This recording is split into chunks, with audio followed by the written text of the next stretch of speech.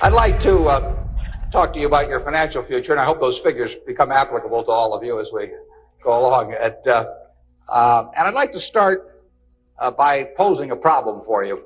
And incidentally, I'm just going to talk for a couple minutes, and we'll do Q&A because what we want to do is talk about what's on your mind. But I'd like you to think about this for just a second.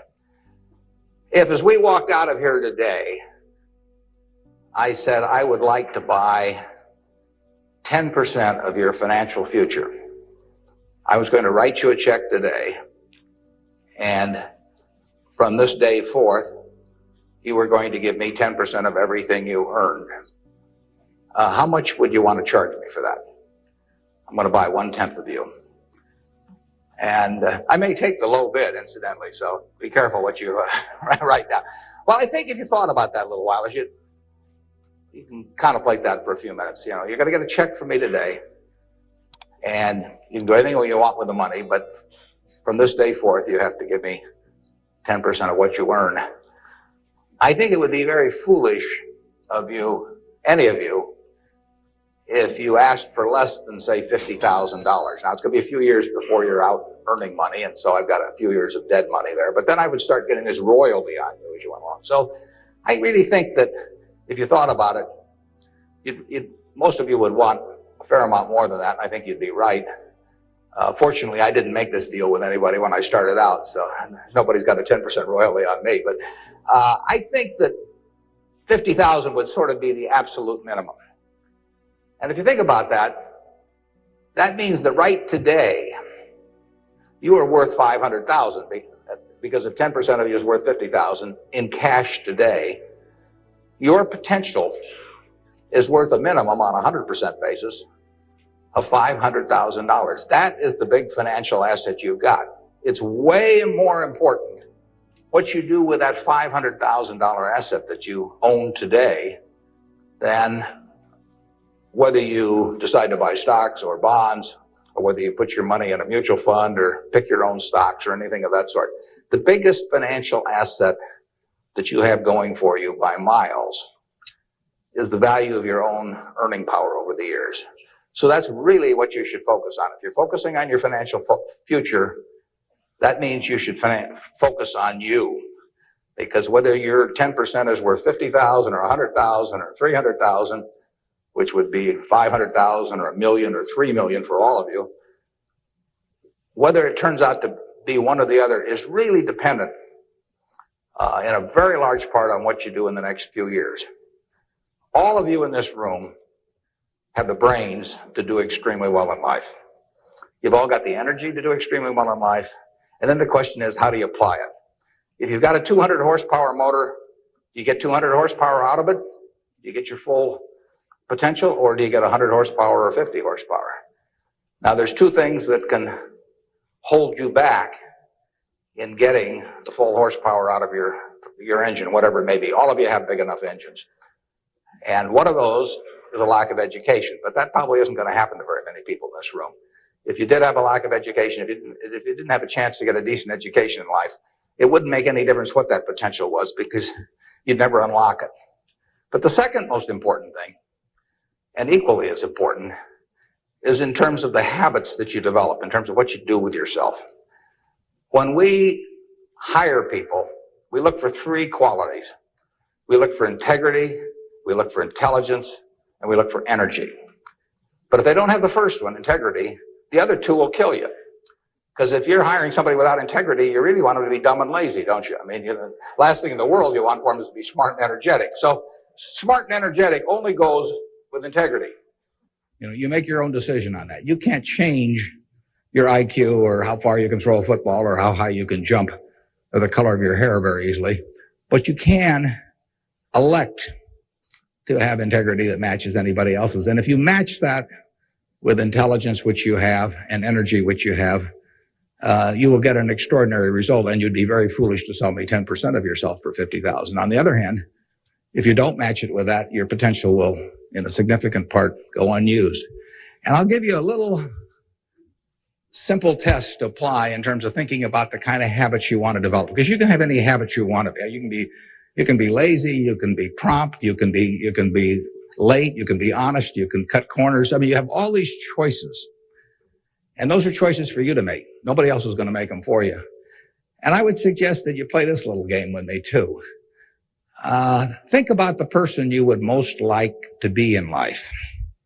So maybe it's one of your contemporaries, maybe it's somebody a little older, but pick out the person you admire the most, the person that you'd change places with if you could.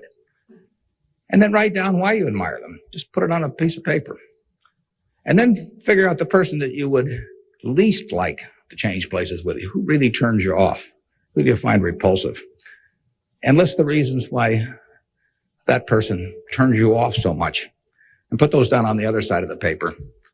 And then look at that list. And you'll find that everything on the left-hand side, what you admire in other people, the qualities they bring to life, cheerfulness, generosity, all kinds of things. You'll find those are things you can do yourself. It's very simple. You got to apply yourself, but the habits you form in doing that early on will carry you through life. And on the other hand, you'll find that the things that make people repulsive, selfishness, obnoxiousness, all these things, egotism, are things that no one has to have. If you find those in yourself, you can get rid of them as long as you get rid of them early. So all I suggest is that you write down a list of what you admire, what you find contemptible, and decide that the ones on the admired side are ones you're going to acquire for yourself. And if you do that when you're young, it'll carry you through the rest of your life. This doesn't work if you do it when you're 50 or 60. By then, the habits are too well formed. But if you do it early, behavior becomes a habit. So if you do that 2 or 3 years from now, if you go through the same exercise, you'll find out that the person you admire the most is yourself. That can be a little dangerous under some circumstances, but it's not a bad thing. I mean, you want to be somebody you like, and you don't want to be somebody that you dislike. And form those habits early. You basically can't miss. Now, I'll give you one other small piece of advice that's just a corollary on this, and then we'll get to your questions. And that is, as a general matter, as a one piece of specific financial advice, I would say, avoid credit cards. Just forget about them. We're in various businesses that issue credit cards. The American public loves credit cards. But if you start revolving debt on credit cards, you're going to be paying 18 or 20%. And you can't make progress in your financial life going around borrowing money at 18 or 20%. You can make a lot of money by lending it out at 18 or 20% over time. If you can find anybody that's good that will borrow from you. But you don't want to be on the side of the equation that's always behind in life. I was lucky. I'd saved about $10,000 by the time I got out of school. That $10,000 was really worth millions I might have earned later on, because after you get a family and everything, the expenses roll in. But those were my tools to work with, but it was only because I was ahead of the game.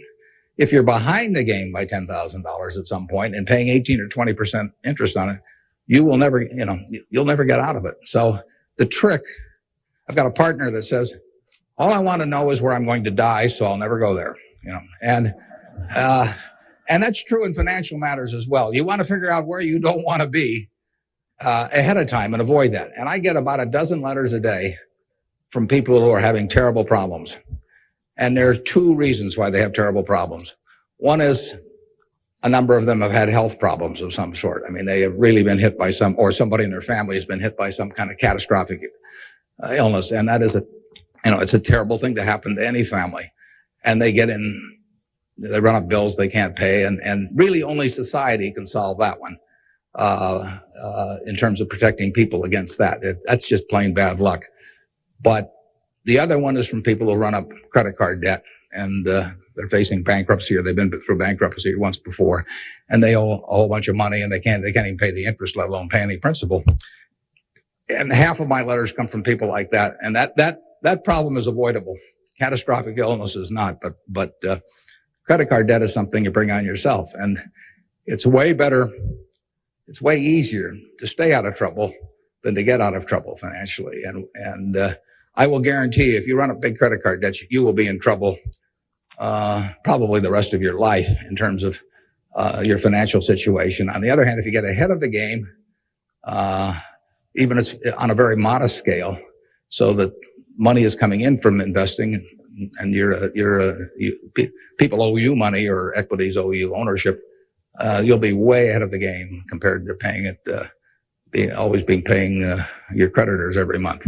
So my advice to you is, if you can't pay for it, don't buy it, and get yourself in a position where you can pay for anything. And then we'll be glad to see you at Borsheim's or the Nebraska Furniture Market.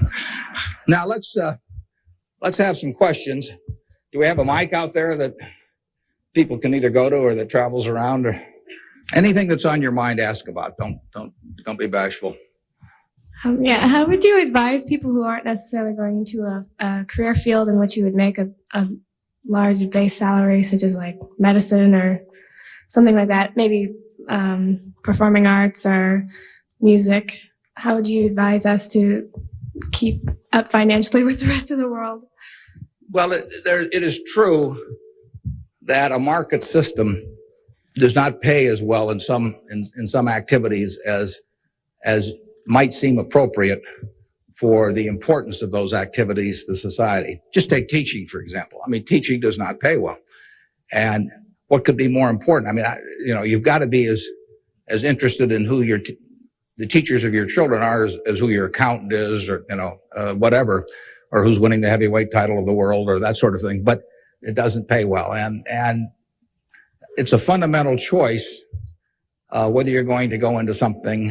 For many people, it'd be a fundamental choice whether you're going to go into something you love or something to try and make a lot of money. I think that generally it pays to go with what you love.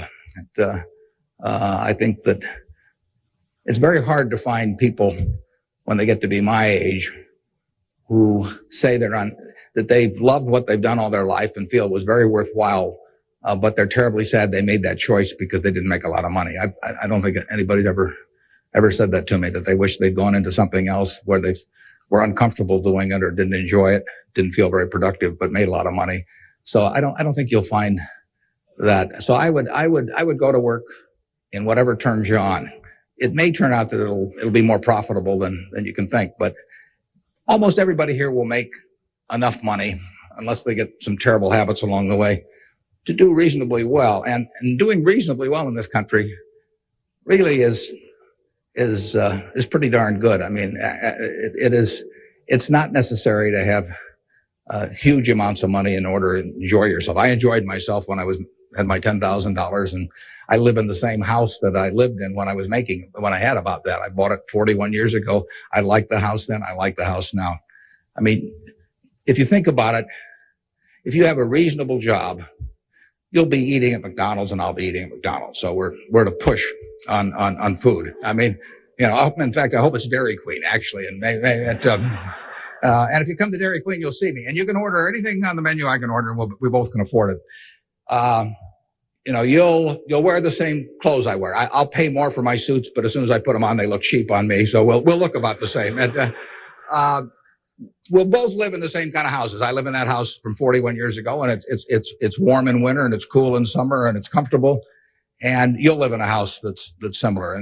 And what difference does it make if you have 50 more rooms or, guest houses or all that? It'll probably just bring you problems. I mean, you have to worry about the greenskeeper or something when you get through. So I have been in the houses of people, where the houses are worth,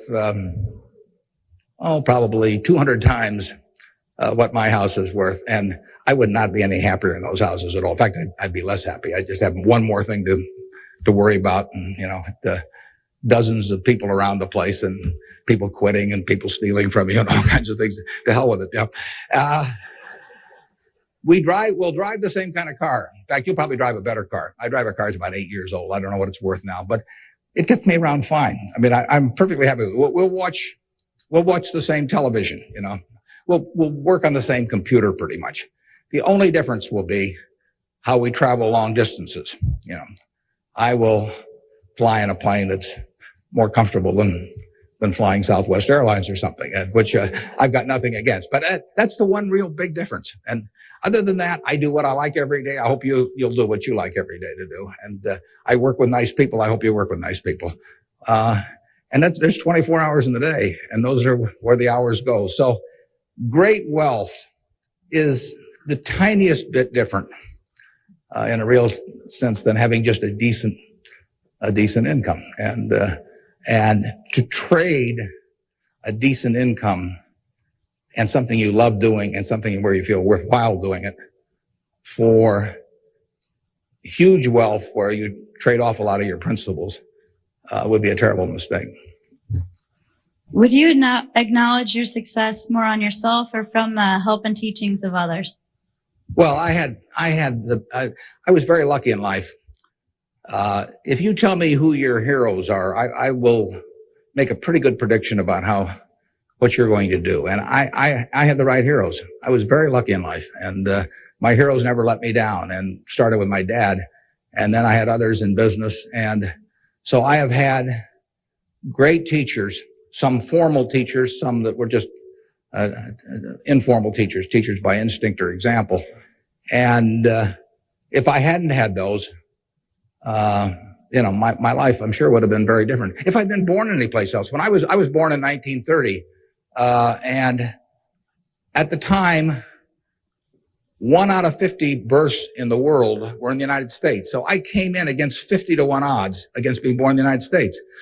I would have been a disaster, if I'd been born in Afghanistan or Peru or someplace. I mean, I was extraordinary. I won the lottery the day I was born, by being born in this country. So have you. The odds were probably 40-1 against you being born in this country, and it were 5 times more likely to have been born in China, or 6 times, or 4 or 5 times more likely to have been born in India or some other place where it would not have been as easy to exploit the full potential of your talent. So we've all won the lottery in that respect, and that's just plain luck. I mean, and I was lucky to be born at this time. I mean, capital allocation is something that pays off extremely well in this society now, but it doesn't pay off in other societies, and it didn't pay off, many years ago. My friend Bill Gates says that if I was been born a few thousand years ago, I'd have been some animal's lunch. I can't run very fast, and I can't climb trees, and I just happen. Those are talents. Nobody asked me to climb trees now, but there was a time when it might have been important. And incidentally, Bill would have been some animal's breakfast. I mean, he can't run so fast either. But in any event, we are lucky. I mean, just imagine being born a couple hundred years ago with exactly the same talents and how far they would have taken you then. The average person today lives so much better than the richest person lived 100 or 150 years ago. So I'm lucky in that respect. I'm lucky to be born of terrific parents.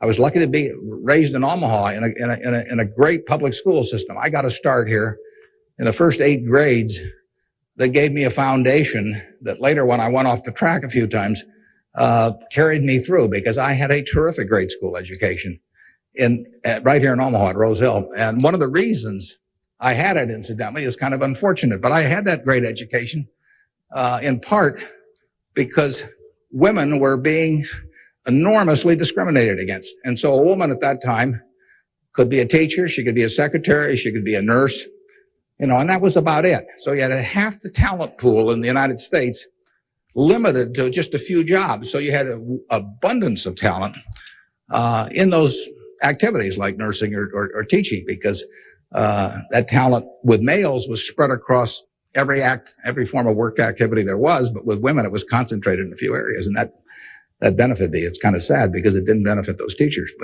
but I was very lucky, and I've really been that way all my life. And what I do is important as what a good teacher does or a good nurse does or something of the sort.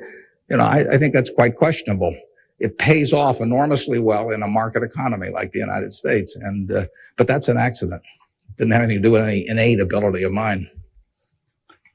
Mr. Buffett, technology has been a great factor in stimulating the world economy. What are your predictions for the future of the technology industry, and what is its future role in world economy and the United States economy? Yeah, well, there's no question it's turning the world upside down. It's done it somewhat already, but it will, it's just beginning, but it's moving very fast. I met Gates on July 15th, 1991. I was out there for a 4th of July celebration with a friend and who subsequently died, Meg Greenfield of the Washington Post, and she took us down to visit the Gates family. And, he tried to educate me about high tech, and he'd had better luck with chimpanzees. I mean, I was really a disaster, but he's a good teacher. But one thing he told me was that at the time, he said, you've got this model in your head of the world, and your model has time and distance as very limiting factors. And he said, they aren't limiting factors anymore. He said, the cost of talking to somebody around the world or getting your message in front of somebody or publishing, he said, it's going to be zero, or so close to zero it doesn't make any difference. And, that was revolutionary. But it's happening already in a very, very big way. And it's just, 8 years later, and it's exploding. So high tech, information technology, whatever you want to call it, is changing the world, and it's going to change it in a very, very big way. And it'll change. I mean, that's one of the things I think about in businesses we buy. We announced the purchase yesterday of a furniture retailer in Boston, in the Boston area. And, I think to myself, what effect does this new world have in terms of the internet on furniture retailing? I mean, you have to think about questions like that. The changes will be huge. I played bridge yesterday with people all over the country, but I played it with people all over the world. I just sit down on my computer and I've got some popcorn there and I'm in khakis and a sweater, and I can have a bridge game in 30 seconds with people all over the world, and no cost to it, basically. That's a lot different than trying to arrange a game with 4 people in Omaha, on a day when one guy wants to play golf and another wants to watch baseball. And I mean, it changes things in a huge way. We are very fortunate. I mean, it's in the degree to which the United States leads the world in this area. I mean, we have a lead. It's hard to think of who's in second place. And 15 or so years ago, this country had an inferiority complex. It'd be hard for you to remember because you weren't old enough to be around then. But in the early 80s, we were wondering whether the Germans and the Japanese were going to own everything, and that they were going to make all the steel and they were going to make all the cars and everything else, and the television sets, and we were going to flip hamburgers. That was the standard line. And just imagine in a short period like 15 years how that's changed around. In an important way, that's changed because of this information a revolution, where we, like I said, I don't know who you would name as being in second place in the world, but here's the most important industry in the world, and the United States has this incredible position, and we're moving all the time with that position. So I think that argues for it argues for a terrific future for the world over time, and I think it argues even more for a terrific future for this country. What are the best ways for youth to get started now in securing their financial future? For what, to secure their financial future? For youth. Youth? Oh, well, it's not very complicated. It goes back to getting full use out of your own talents first. I mean, the difference between whether you're going to be earning X or 2X or 3X a year 20 years from now is going to be a function of how well, not how much talent you have, but how well you use the talents you already have. And so that is your best financial future is your own ability and your a capacity to use those abilities to their potential. And that can't be taken away from you. They can't even tax it. I mean, most things, if you own a piece of real estate, if they double the taxes, they double the taxes, and that changes your ownership in the property, because now, in effect, the taxing authorities own more of it because they've got a greater command on the revenue stream. The same thing about almost any asset you have, but they don't tax what's in your head, and they don't tax your ability to start performing when you get to work in the morning and finish in the evening. To your potential. One of the things that amazes me is how people who really do perform well just sort of jump out at you once you're running a business. When I got out of school, I thought, everybody would behave that way, but they don't. Most people sort of go through life in a sleepwalk, and if you don't, you will stand out. So the biggest thing for your financial future is yourself. Now, beyond that, it is always being ahead of the game rather than getting behind the game. It's saving a little, no matter how you do it. I mean, I delivered papers, I worked at Penny's, I sold golf balls, I had a pinball machine around. I did a lot of things that enabled me to accumulate about $10,000 by the time I got out of school. 10,000 doesn't go as far now as it did then, but having anything so that you're ahead of the game and not getting behind the game is enormously important. I mean, just, if you're going to run a 100-yard dash against a bunch of people in life, if you can figure it out so that when the gun goes off, you're 10 or 15 yards ahead instead of 10 or 15 yards behind, it's going to make an enormous difference in how that race comes out. So, having some net resources doesn't make much difference whether they're in stocks or bonds, in my view, but, and not having debt when that gun goes off when you get out of school, is a huge plus over being behind the game. And,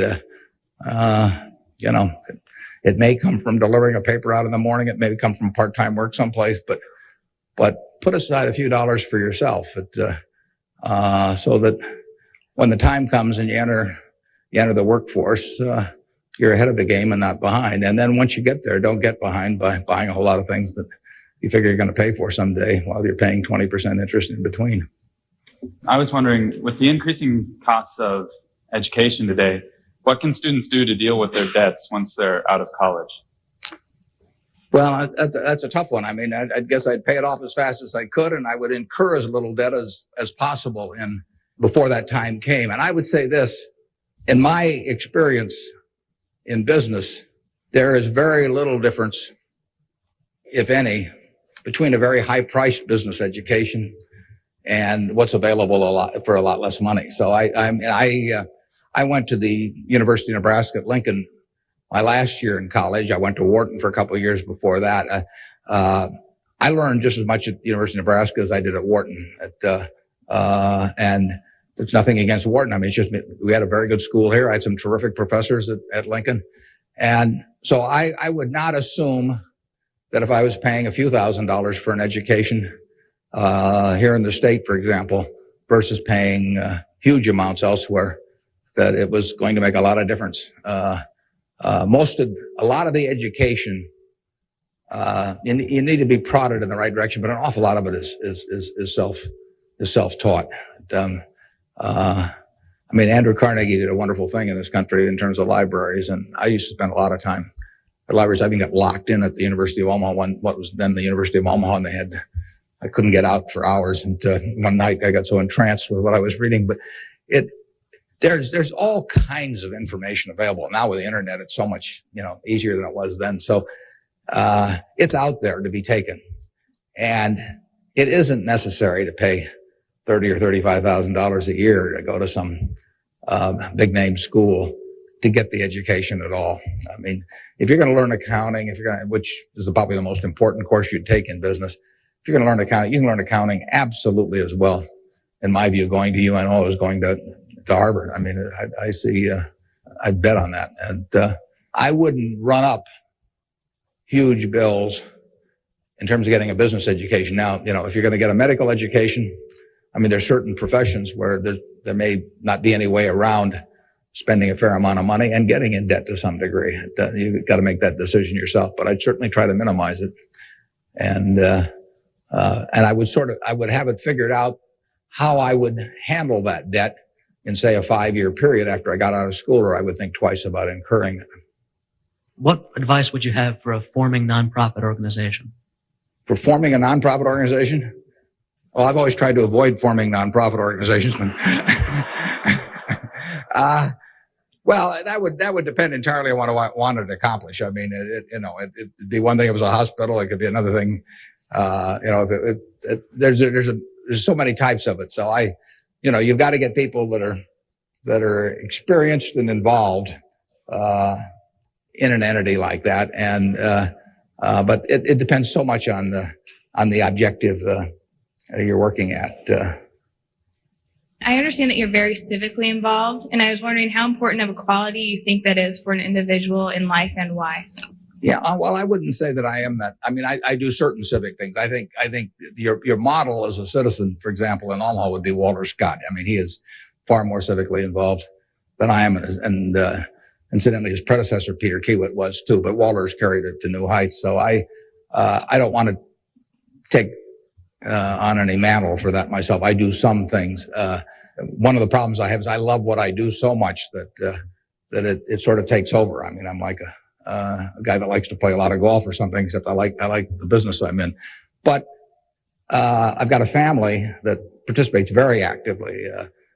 Some of my children work on almost anything that comes along in the civic area. And,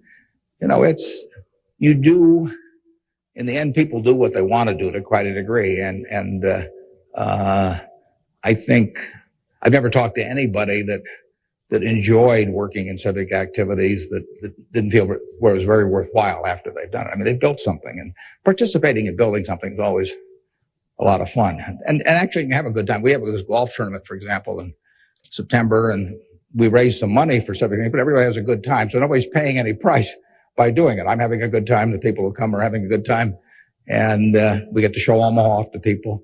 But you should be enjoying things you go along, and you will if you work in civic activities that interest you. And you can do the same thing in politics. I mean, if you find political ideas or politicians who particularly you identify with, you can get a lot of self-satisfaction out of working, and you're doing something worthwhile. So I just follow your instincts on that. That'd be my recommendation. I have a question.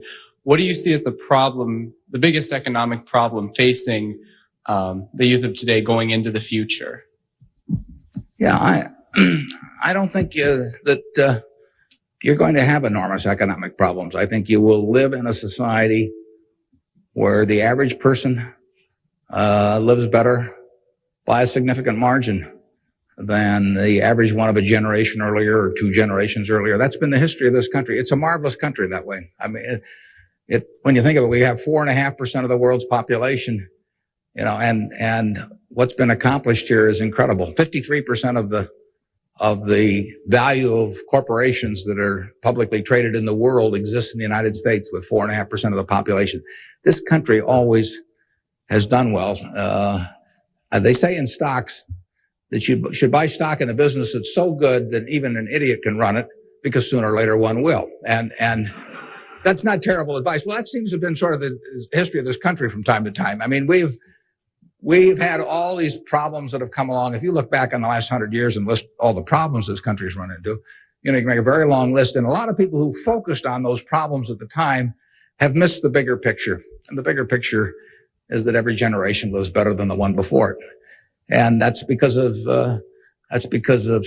savings, because savings enable people to create new tools to do better things as they go along. And it's also due to an environment that lets people realize their potential to a greater degree than most other environments in the world. It's far from perfect. I mean, it's sad how far it is from perfect, but it is better than anything else around. I mean, in this country, you don't have some commissar or something running a big business in this country. You've got a guy like Jack Welch, and a fellow like Jack Welch makes a difference of night and day in terms of the productivity of that business over a period of decades. And productivity is what causes the standard of living to rise. So a system that throws up the Jack Welches of the world to run businesses is going to have an enormous advantage over a society that does it by heredity or that does it by government edict.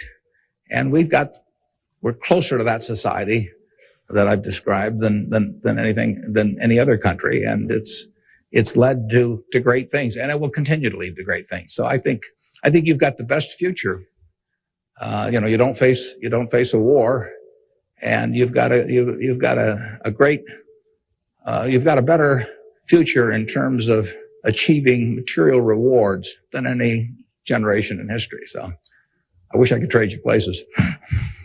I was wondering if you could speak for Mr. Gates, were afraid of the impact on Y2K on the economy, or specifically the stock market. Yeah, well, I'm glad you gave me a chance to bring in other people, because I'm the last guy in the world understanding about Y2K. I don't know why this microphone's working. I don't know, why lights go on. Or I flip on the switch of my television set and pray. I mean, it's all beyond me. But I would say this: the smartest people I know in that area in large part, think it's going to be a non-event in this country. I can't speak for the rest of the world, but so I think you'll wake up on January 1st and find the world hasn't changed from December 31st. Now, I would say this: you might get a whole bunch of friends to write you checks for $1 billion on December 31st and then deposit them, and who knows what'll happen? You can't lose anything. I mean, all they do is bounce, and if the system gets fouled up, you might find a lot of money in your account. But I wouldn't count on it. We own a company called Executive Jet. We have about 1,400 or 1,500 customers who own pieces of airplanes with us, and we've got 160 of their planes and some of our own flying around. It'll be very interesting to me to see what the advance people let us know ahead of time when they want to use it. It'll be very interesting to see how many sign up for January 1st at 12:01. But it wouldn't bother me to fly them in the least on January 1st or do anything else on January 1st. Ideally, I hope they're getting prepared to watch the Huskers play in the big game. And I was wondering, how do you decide what you invest your time and money in? Yeah, well, I like to find businesses that have good economics. Now, what are good economics? Well, good economics are a business that has some kind of a moat around it that makes its product or its service or its location or something a little more desirable to the customer than any other sort of comparable product. The number one candy bar in the last 30 or 40 years has been Snickers. People don't fool around with different candy bars. They fool around with different length dresses. They fool around, with all kinds of things, but they don't fool around with candy bars because they figure, they're going to go in and lay out 50 cents or whatever it is and put it in their mouth. And they're not going to, for 50 cents and putting it in your mouth, you're not going to say, I'll lay out 45 cents and put something else in my mouth. So you find that very stable. And we like businesses that we think we can figure out where they're going to be in 10 or 15 years. I don't know where the information technology businesses are going to be in 10 or 15 years. I know where Snickers bars are going to be in 10 or 15 years. They're going to be selling just about the way they do now. I know where Wrigley's gum is going to be in 10 or 15 years. There's not going to be a lot of innovation in chewing gum. And the internet's not going to cause people to quit chewing gum either. Gates may think so, but I don't think so. But it's predictability regarding the sustainability of a competitive advantage, something special about a product. So we look for those kind of products, and then we look for people that are running the business that are honest and able. It's easier to find people that are honest and able than it is to find businesses that are going to stay wonderful for a long period of time. There are a lot of businesses that looked like they were going to stay wonderful that really evaporated over time. But that's what we're looking for. And the nice thing about it is we don't have to find very many. If we find one a year, that's terrific, because you don't need 100 or 1,000 great investment ideas to do well. You need a couple. And the discipline is the most important thing. We don't need brain power. We need discipline. You don't need 150 IQ to do what I do. Thank God. You don't need 140. You don't need 135. You may need 115 or something like that. But you do need discipline. You have to wait until you see the fat pitch to swing at. Because investing is a no-called strike game. If I were a baseball player and I only like pitches 2 inches above my navel, some guy could learn that and he could pitch me, 3 or 4 inches below that, and I get called out on strikes because I never find a pitch I like. You can get called out on strikes in baseball. You have to swing at pitches that you don't even necessarily like, particularly after the count gets to 2 strikes. In business, you don't have to swing at anything. You can sit there and the paper says General Motors at 68, or it says General Electric at 115, or it says General Dynamics at 63. And if you don't like those prices, you don't have to swing. You can wait there day after day after day after day, and there are no called strikes. Now, when you swing, when you decide to buy something, then, if you swing and miss, it's a strike. But it's a marvelous game to be in because there are no called strikes, and you can simply wait for that one time in a month or 6 months or a year or 2 or 3 years when you really know what you're doing, where you like the price, where you like the people running the business, and then you swing, and you only need a few swings in your lifetime. So that's the way we try to pick businesses. We try to stay with things we understand. There can be all kinds of wonderful investment opportunities out there that I don't understand. I don't know what cocoa beans are going to do next year. Maybe but I don't know. I don't know what crude oil is going to sell for. But I don't have to know. I just have to know the things. I have to know what I know. I have to know where the limits of my understanding are, what I call what my circle of competence is. And if I'm only able to evaluate 5% of the businesses in the world, no problem. I just stay within that 5% and try and find something. And most people get in trouble in investments because they get itchy. They can't discipline themselves, and they hear about other people making money. Nothing upsets people so much as to hear about their friends making money. I mean, that's very destructive to discipline, because they think, I'm smarter than that guy next door, and he just bought that new car with the money made trading stocks on the internet, so why can't I? Well, the answer is you can't over time. You will lose money if you trade stocks actively. And it's hard to exercise the discipline. But anytime you buy something, you should be able to take out a one-page sheet of paper and say, I'm buying General Motors at 65. I'm buying General Electric at 150 because. And you should write down the reasons. If you can't fill out the sheet, if it's because somebody told me about it at a cocktail party last night, that's not good enough. If it's because my broker told me about it, that's not good enough. You've got to have a reason for thinking that it makes an intelligent investment. You do the same thing if you're buying a farm or an apartment house. If you're buying a farm, you'd say, I'm buying this farm at $1,000 an acre because I think I can earn $60 an acre on it. If corn sells at such and such, and soybean sells at such, and yield is such and such. And you'd figure it out. That's the same reason you buy businesses. And when you buy stocks, you're buying a little piece of a business. And that's probably the most important thing to remember in investing, is that when you are buying a stock, you're buying a little piece of the business. And if you are buying it at an attractive price for the business, for the whole business, you're going to make money. And if you aren't, over time, you won't make money. Reverend Jesse Jackson, talked to us earlier. He seemed to believe that the moral standards of today's society will eventually affect us in business.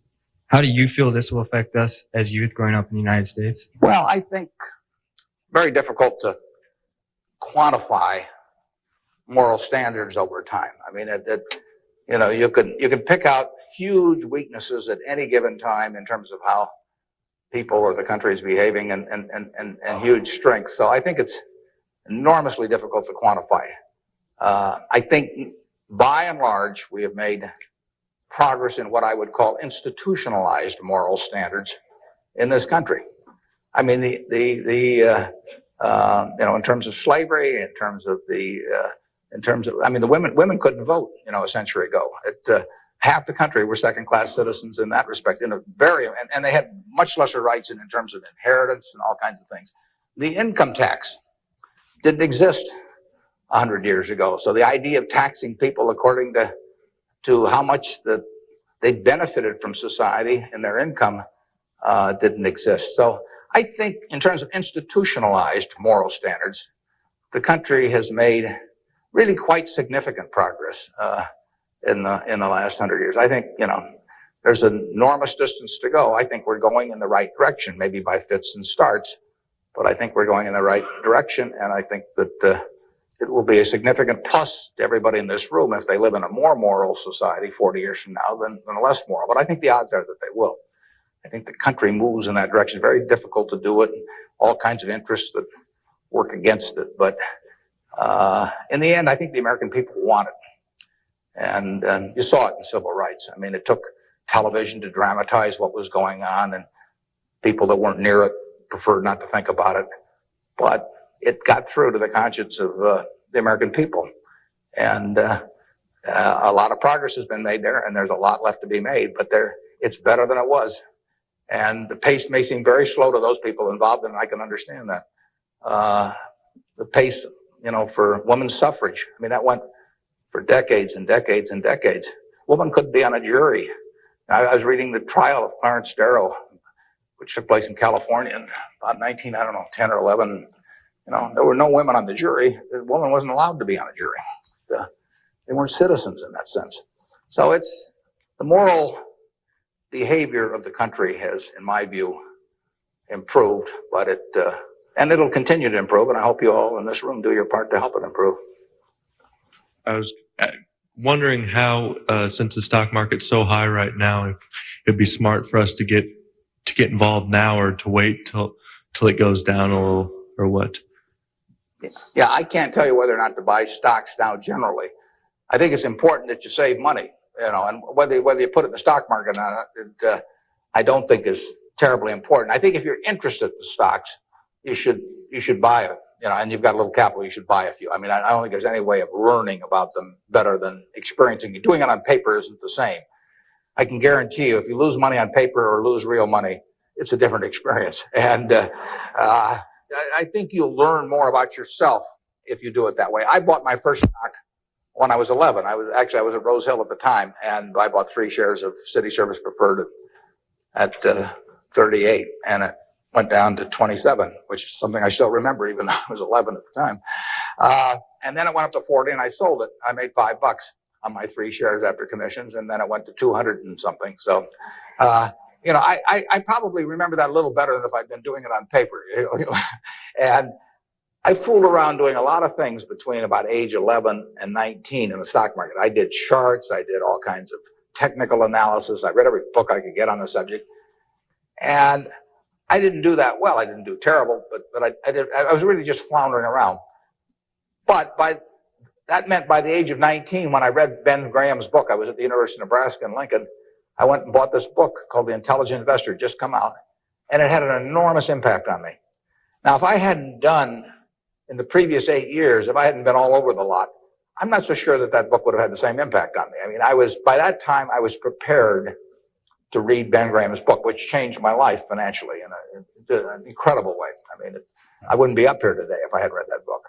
But yeah, part of life is getting prepared so that when something does happen that's significant, you can grasp the significance of it and know what to do with it. And I would say that first 8 years of fooling around, even though it produced nothing financially to speak of, produced a lot in terms of getting my mind prepared for when I really did read something that made sense. So I was ready to accept it. And I actually went back and went to Columbia to study under Graham, and because of reading that book, and all kinds of things flowed out of it. So I would encourage you, if you're interested in the field, to do a few things. I'd still try and make it as intelligent as possible. I would try to stick with businesses I thought I understood. I'd still get out that sheet of paper and I'd write, I'm doing this because, and just test my reasoning. And then I'd go back and read it a year later and see whether what you thought would be true turned out to be true. So I would always check myself. I believe in grading myself on everything. Doctors have postmortems, and they do it because they learn from postmortems. In business, people don't like to do postmortems, building plants or buying companies, and they never want 2 years later to run a check on how that decision turned out, because it can be unpleasant. But you learn from postmortems, and you don't want to learn. It's way better to learn from other people's mistakes than your own, but you got to learn from a few of your own too. And the time to do it is when you're young. My question is, to what extent do you feel that the government, with the current policies of welfare and Social Security, is it financially competent and fiscally prepared for the future? Well, I think that the country as a whole is quite well prepared for the future. That doesn't mean I would adopt every policy they have, but I think we have an enormously rich society, and it'll get richer. Everyone isn't going to participate in that. Some won't participate because of physical disabilities, others because of mental disabilities, others because of shortcomings in the education they received when they were growing up, all kinds of reasons. We have a prosperous enough society to be able to take care of those people, and we should take care of them. And how we do it so that they feel most useful in life, and how we do it so that we continue to encourage people to be more productive themselves and all that. I mean, those are not easy questions, but that shouldn't take our eye off the ball of feeling we should do something about it. I pose this problem sometimes to people. I say, let's assume that it's 24 hours before you're born. And all of you can take this test, 24 hours before you're born. And a genie comes to you. And the genie says, what was your name again out there? Whatever. We'll call you Joe. And the genie says, Joe, you look pretty promising to me. I think you've got kind of a sense of fair play, and and a good mind. And so I'm going to let you have an extraordinary opportunity. I'm going to let you design the world into which you're going to be born in 24 hours. It's yours. You pick out the political rules. You pick out the economic rules. You pick out the social rules. You design the world. And when you're born in 24 hours, you're going to be born into that world. And that's the world that's going to exist for your lifetime, for your children's lifetime, for your grandchildren's lifetime. And you, having heard of some of these genie jokes in the past, would say, what's the catch? The genie says, well, it's a very slight catch. I said, when you're born in 24 hours, you're going to emerge in this world you designed. But what you don't know is whether you're going to be born black or white, male or female, rich or poor, bright or retarded, able-bodied or infirm, in the United States or Afghanistan. All you know is that you're going to reach into this barrel, which now has 6 billion balls, as we know, representing one person, every person in the world. And you're going to participate in what I call the ovarian lottery. You're going to take one ball out of that barrel, and you're never going to get another ball. That's you. You're going to get one ball, and now you're going to emerge. Now, what kind of rules do you want to have for that society, not knowing which ball you're going to get? Now, that I put to you is the way I think people should think about social policy. And if you're lucky enough to be born in this country, you've won the lottery already. But we should have a system, in my view, that encourages the Jack Welches and the Bill Gateses and all of that to work far beyond the time when it has any economic significance to them. We want people commanding those resources who are extremely able at commanding them. That's how the standard of living moves forward. So we should want Tom Osborne coaching in Nebraska. We should want Bill Gates designing software, and we don't want to mix up those two. We don't want to get Bill coaching in Nebraska. So you want a system that gets people to their potential and puts them in the position where they can do the most good for society. But you also want a system for the people who get the wrong ball. I mean, somebody's going to get the ball, that says 80 IQ. Somebody's going to get the ball that says this disease or that disease early in life that cripples them. And we've got a rich enough society that we can take care of those people. And I think that, to get back to your question, I think that this society will move more and more in that direction. It has the capability of moving more and more in that direction as our resources and our output increases. And I think that it has the will to do that in a general way, although, like I say, there have always been lots of fits and starts. So there is no shortage in the United States of resources. There's no shortage of output. You have to have a system that encourages people to behave to the limit of their abilities and puts them in the right place. But then you have to make sure that everybody gets taken care of, too. And I wanted to know how you think the media affects the world economically today. Well, it's a small question. Well, what it obviously does, simply because it's moved so far technologically, is it's brought it together in a big way. I mean, I was over in China a few years ago, and I was right after the time of the women's conference in Beijing, and I was reading the Chinese coverage of that conference, and of course it had nothing to do with what was taking place, but the internet was coming in, and you can access the Washington Post or the New York Times or anything. I get the Washington Post at 9:30 here at night. In effect, I never could get it the next day through physical delivery, but by electronic delivery, I can read it. Probably earlier than most of the people in Washington are reading it. So the ability to communicate and the degree to which the world can have awareness of what's going on every place in the world is just, it's been a quantum leap. And, that will have, there are a lot of things that come out of that. And, net, they're a plus over time. But the ability of information to be available to everyone worldwide almost instantaneously, it can be huge advances in things like medicine, for example, just to pick one. So it's a net plus. It has a big effect, and the definition of media has now been expanded enormously. I mean, there were 3 television networks in in the early 1960s, and that was it. There were 3 highways information traveled electronically. And if the 3 pieces of information were I Love Lucy, and something else and something else, those were the 3 choices of information or entertainment that you had for tens and tens of millions of people sitting there looking at a tube. Now it's unlimited, and that's only, 3 or so decades. So it's just exploded, and it'll continue to explode. And net, I think it's a plus. And I think it's 1:00. I want to thank you all. I wish you well. You're going to do terrific. Thanks.